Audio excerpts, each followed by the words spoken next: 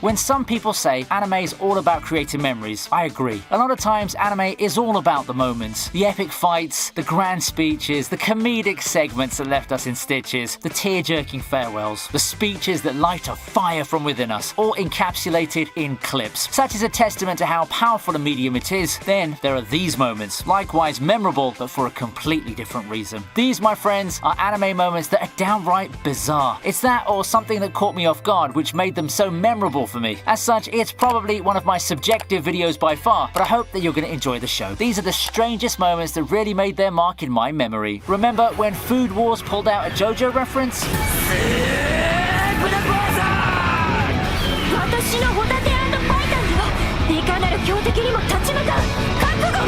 Food Wars is known for a lot of things. We got the cooking and great chapter designs, the notorious latter seasons, and the fan service especially. So when Megumi stepped up against Ryo in what looked to be an insane face-off, we all expected the usual fan service. You know, the presentation that could make you regret watching this cooking show in public, especially when people not into the community are involved. But to get a JoJo reference out of all things, it's like the show transcended the medium and broke the fourth wall, with it hopping over to the whole JoJo reference bandwagon that anime fans just love to say online. Golden Wind fans, feast your eyes on this glorious scene. 7-page Muda brought to life in a completely unrelated anime and still looking as sick as ever. To be fair, those are some amazing looking stand designs. Really awesome and cool in an unironic way, I'd say.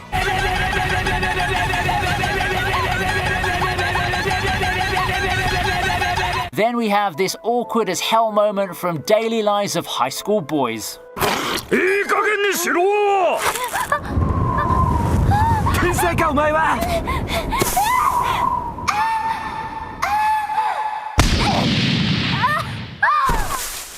This is the most random scene I'll be covering so far, and I think it's quite emblematic of what Daily Lives of High School Boys brings to the table. The whole show is just so random, it's so crazy, but everything seems to be done with an uneasy level of restraint, like this guy, Hidenori, right here. Poor guy tries his best to avoid reacting to not embarrass Yasan, but I think it's got the completely opposite effect, right? It's a type of comedy that you don't see often in modern anime, but I think it still has its share of fans. Everything that can go wrong did go wrong in this scene that lasts a little under a minute. I wasn't exactly sure how to react to it though, to be honest. It's one of those fourth wall breaks that aren't as blatant, as the presentation looks completely like a parody of those rom-com cliches with the tripping, the wind, the bad drink, all of that. When it's all said and done, Yasan looks so clumsily cute. Next, we have the legendary toothbrush scene from Nisei Monogatari.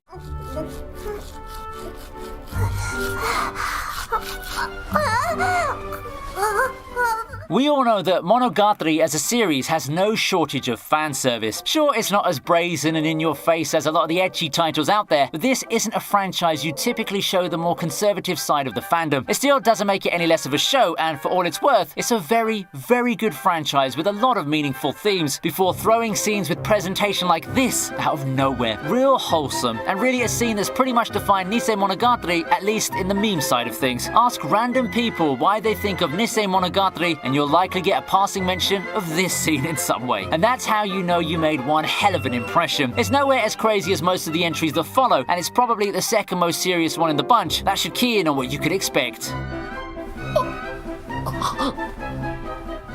After that, how about this scene from Plastic Nissan?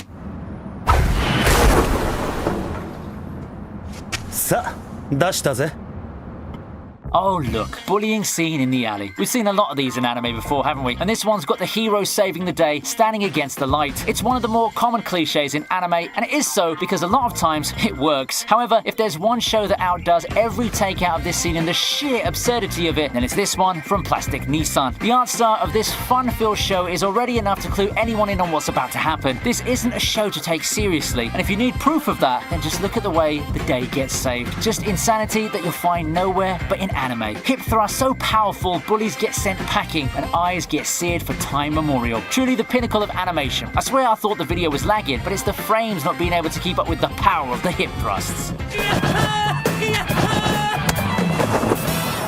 Yahoo! For something way more serious, however, we take a look at Glypner.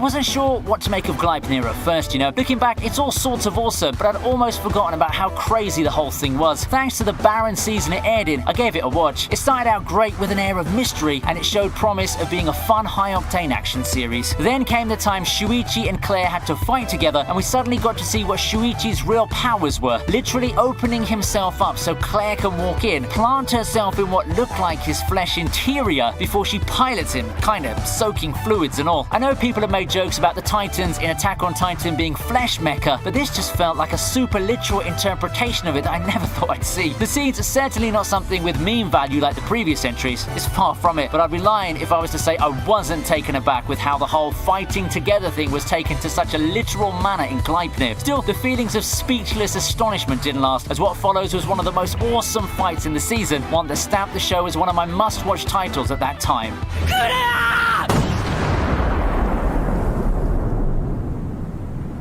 And I'll close with the king of comedy, Gintama.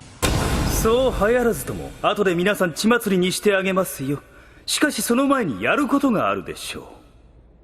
誰か神ください! When people say that anime is relatable, you often think of the big moments, a failed confession, a character who acts and talks like that guy in your class, something that speaks to us in a spiritual way. Mostly shows of grandeur, whether they be legit or to be in the tier of that edgy classmate of yours comparing himself to Hachiman or Ayano Goji with some copy-pasted walls of text filled with emoji. But have you expected anime to be relatable in this way? Tell me I'm not the only one who's found myself in the predicament shared by these guys from Gintama. Who would have thought that running out of toilet paper could be presented in such an eye-poppingly serious yet hilarious way? Owe it up to Gintama to come up with this masterpiece. Then again, running out of toilet paper is always going to be serious business, and don't let anyone tell you otherwise. You'll know if you've been in this predicament before. Remember, always take toilet paper with you wherever you go. Just a life pro tip courtesy of one of the best shonen anime ever created.